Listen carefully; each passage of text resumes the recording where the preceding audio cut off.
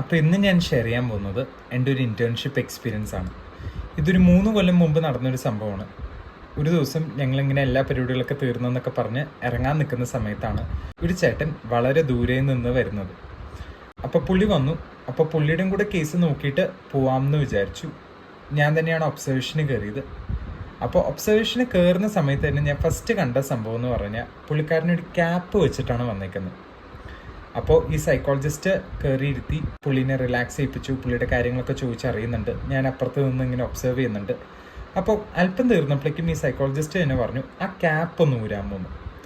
പുള്ളി ഈ ക്യാപ്പ് ഊരിയപ്പോഴേക്കും പുള്ളിയുടെ തലമുടിയിൽ ഒരുപാട് സ്ഥലത്ത് മുടിയില്ല, ഓരോരോ സ്ഥലത്ത് ഇങ്ങനെ പാച്ചായിരുന്നു.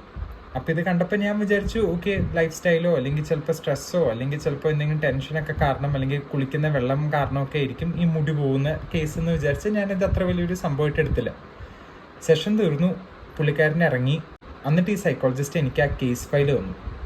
അപ്പം ഞാനിത് പഠിക്കുന്ന സമയത്ത് ഞാൻ ആദ്യമായിട്ട് ഞാൻ കണ്ടുവന്ന ഒരു മെൻ്റൽ ഹെൽത്ത് ഡിസോർഡർ ഞാൻ അന്ന് കണ്ടു, ട്രിക്കോട്ടിലോമീനിയ.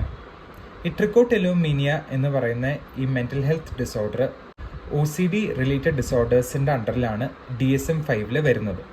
അപ്പോൾ ഈ ട്രിക്കോട്ടിലോമീനിയയുടെ മേജർ സിംറ്റംസ് എന്താണെന്ന് പറഞ്ഞു കഴിഞ്ഞാൽ, ഞാൻ പുള്ളിക്കാരനിൽ ഒബ്സർവ് ചെയ്തത് ആ ഒരു 45 മിനിറ്റ്സ് സമയത്തിൽ പുള്ളിയുടെ കൈ പുള്ളി പോലും അറിയാതെ തലമുടി പോയിട്ട് തലമുടി വലിച്ച് പൊട്ടിക്കുകയാണ്. അപ്പോൾ ഇതിനെക്കുറിച്ച് ഞാൻ ആദ്യമായിട്ട് വായിച്ചതും കൊണ്ടും ഞാൻ വീട്ടിൽ ചെന്നിട്ട് ഇതിനെക്കുറിച്ച് ഒന്നും കൂടി ഒന്ന് ഇരുന്ന് പഠിച്ചു. അപ്പോൾ പഠിച്ചപ്പോൾ ഇത് മനസ്സിലായെന്ന് പറഞ്ഞാൽ, ഈ ട്രിക്കോട്ടിലോമീനിയ ഉള്ള ആൾക്കാർക്ക് അവരുടെ ദേഹത്ത് എവിടെ മുടിയുണ്ടെങ്കിലും അവർ പോലും അറിയാതെ അവരുടെ കൈ അവിടെ ചെന്ന് അത് വലിച്ച് പൊട്ടിക്കും.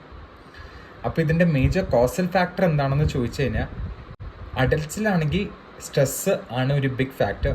സ്ട്രെസ്സ് മാത്രമല്ല ഇതിൻ്റെ ഒരു കാരണം. നേരെ മറിച്ച് ഇപ്പോൾ അവരൊരു സിനിമ കാണുന്ന ഒരു സമയമാണെങ്കിൽ പോലും അല്ലെങ്കിൽ അവർ റിലാക്സ് ചെയ്യുന്ന ഒരു സമയമാണെങ്കിൽ പോലും അവർ പോലും അറിയാതെ അവരുടെ മുടിയിലേക്ക് അവരുടെ കൈ ചെന്ന് അത് വലിച്ച് പൊട്ടിക്കുകയാണ്. ചിൽഡ്രനിലാണെങ്കിൽ neglect from parents, bad childhood, bad experiences in childhood, ഇതൊക്കെ ആവാം. ഇനി ഇതിൻ്റെ ട്രീറ്റ്മെൻറ്റ്സ് എന്താണെന്ന് ചോദിച്ചു കഴിഞ്ഞാൽ, ട്രീറ്റ്മെൻറ്റ്സ് ഓഫ് കോഴ്സ് ഉണ്ട്. പക്ഷേ ഇത് വരാതിരിക്കാൻ വേണ്ടി നമുക്കൊന്നും ചെയ്യാൻ പറ്റില്ല. ട്രീറ്റ്മെൻറ്റ്സ് തെറാപ്പിയാണ് ഏറ്റവും ബെസ്റ്റ്, ലൈക്ക് ബിഹേവിയർ തെറാപ്പി. അതിൽ തന്നെ ഹാബിറ്റ് റിവേഴ്സൽ ടെക്നീക്സ് അല്ലെങ്കിൽ ട്രെയിനിങ് ആണ് ഏറ്റവും ബെസ്റ്റ്.